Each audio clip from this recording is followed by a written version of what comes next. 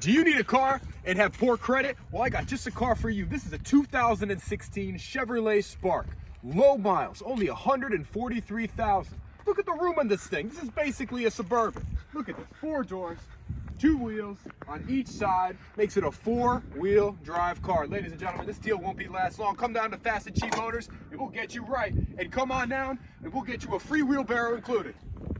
All right, so here we have a 2016 Chevy Spark LS, and you can just see how small it is by the size of this wheelbarrow that we found in a parking lot. So this thing is a 4-cylinder economy car. It makes about 98 horsepower on a good day, and this is an A to B car, guys. This is an A to B car, nothing exciting, not a lot of room, but if you're looking for something to get the job done, don't have a ton of money, get yourself a Chevy Spark. Alright guys, on a more serious note, this is a 2016 Spark, as Owen said. This is actually my car I've had for almost a year now. In all honesty, I bought it as a car to use on Turo, and have had it on Turo for about a year as well. In that year, I've accumulated about a little over 20,000 miles. So this is just a quick review of kind of how it held up, how a CVT has held up city and highway driving for 142,000 miles, which is on the odometer right now. And let's take a quick tour, quick drive, and all in all, just kind of how it is as a car. I've driven this a ton personally on top of putting it on Turo, so we'll start with the engine bay here, kind of just show you, take you guys on a tour. I have done a few things in terms of maintenance for it. I don't know where it is. And yeah, it's hard doing it in gloves, but We might have put it right here real quick. All in all, it's held up really well. This is the original factory battery. Still very strong. Have had to put 2 new O2 sensors in, which throws codes still. But you know, I'm just managing as it is here. The only thing that's leaking is the valve covers. It's got a very small leak, as you can see in the front right here. But it's very, very small, so it's been very, very damp. So I'm just monitoring it until it gets very urgent, then I'll replace it. But you know, just usual things, oil changes. I did do a CVT flush at 125,000 miles at Valvoline. They hooked it up to a machine and did it in like 20 minutes, and it's been fine. Just trying to do the preventative maintenance. As far as I'm concerned, the coolant and brake fluid are still original and are fine, but probably should be replaced fairly soon. I'll probably look into it when it gets to 150,000 miles. Very, very recently we did an AC compressor, alternator, tie rods, and a right wheel bearing. It just had a bit of a vibration at you know, highway speed 60, 65. So all in all, just if you guys are curious, when you put your car out on Turo, fun fact, expect it to get pretty abused. It's what it is. This car is black in color, which is nice because God forbid I've already had to replace 2 doors on this side. This is black in color. It's very easy to find replacement parts for. They have these in red, which look really cool, but that's a lot more, you know, difficult.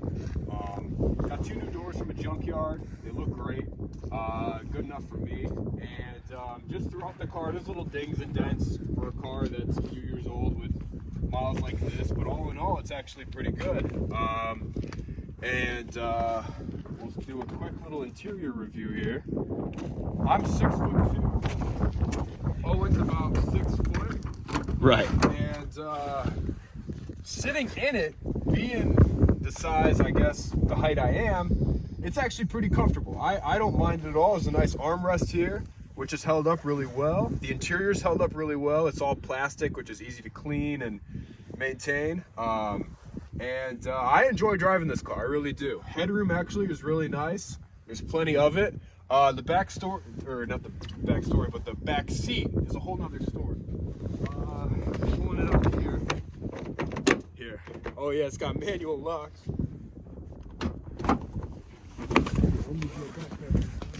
Roomy. Nice little pattern there too. With the seat, it's impossible. I mean, it is. It's got little like cutouts to put your knees, but you're gonna be putting your knees in the guy's spine in front of you. This is a seat position that I have with me driving, so back seats are doable, but you got no headroom, and if you rolled over, you're probably history. So Anyways, the trunk is kind of pathetic, but it's still got one. You got to open it up with a key. Take a look at it real quick here. Oh, if I can get the key out of my pocket, here we go. Let's see. I'm a big fan of hatchbacks, but it's really kind of pathetic. That's the space. You can fit maybe a strand of hair and a gallon of milk. That's about it. Honestly better than I thought it would be. It's not terrible. And you can put the seats down too and get more room, which make it a little more useful, but I'll tell you, this thing is easy to park, as I'll demonstrate here. Just a little bit more on the interior. Again, I'm 5'7", pretty tight, but you get one cup holder here with some Oreos in it, one right there, and then you get two up there. 4 seats, 4 cup holders. Everybody's happy. Another thing you still have to deal with in 2016 in a Chevy Spark is manual windows. In addition, you get manual locks.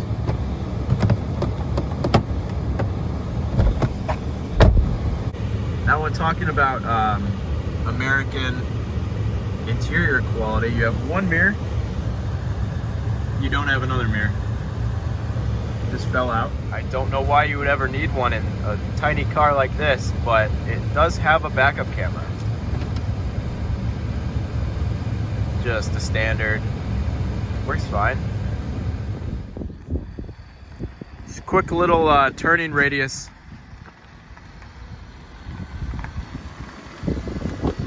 Fully cranked.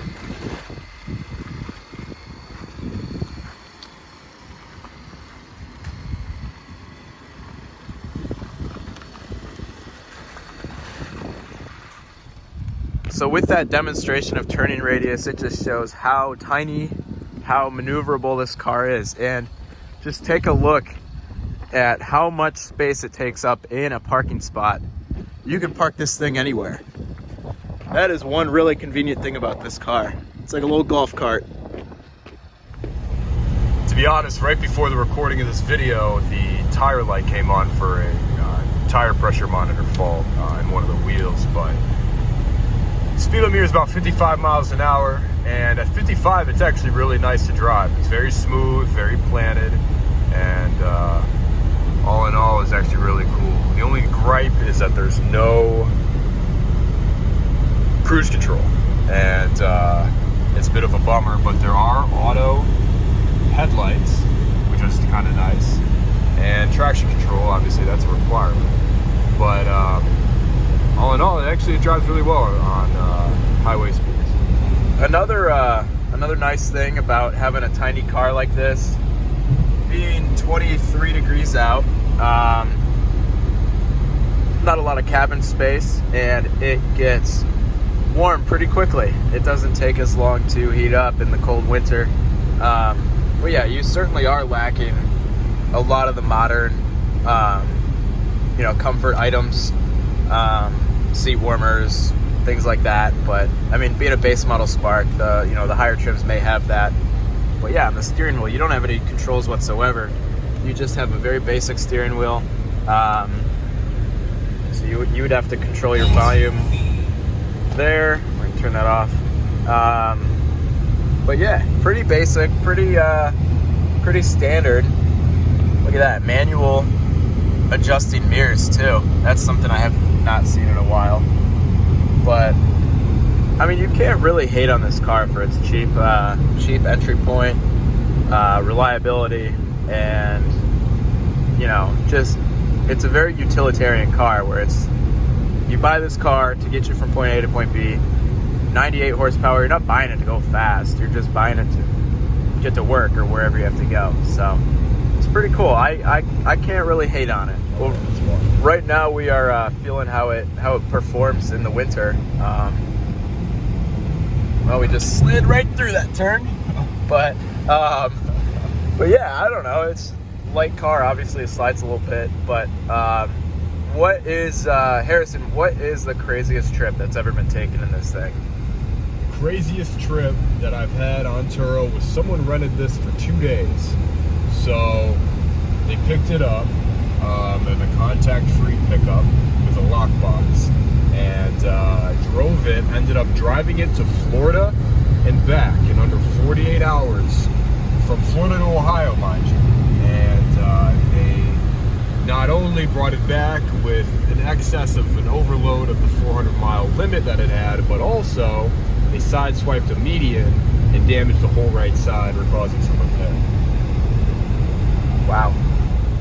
So just looking at the live MPGs, getting about, it says about 50 just with my foot on the accelerator, and doing about 50, 55-ish. So not bad, from anywhere from 40 to 50 miles a gallon. So this really is a great fuel economy car.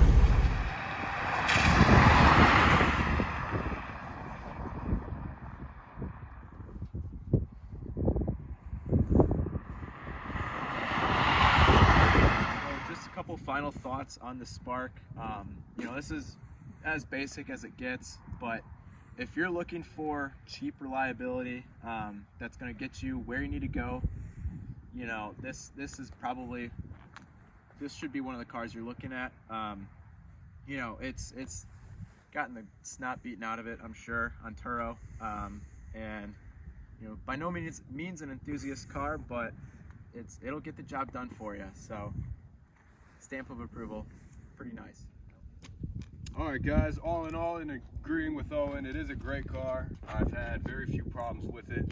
A couple minor things, but over 20,000 miles, it's really been an awesome car. I plan to keep this until it probably gets wrecked on Turo, God forbid, or until it hits 1 million miles. So it's a 2016 with about 140,000 miles, and at the rate it's going, maybe do a video in 10 years and I'll be taking you a tour on a 1 million mile Chevy Spark. Thanks, guys. Leave a comment if you have anything to share. We appreciate your view. Thank you. Peace.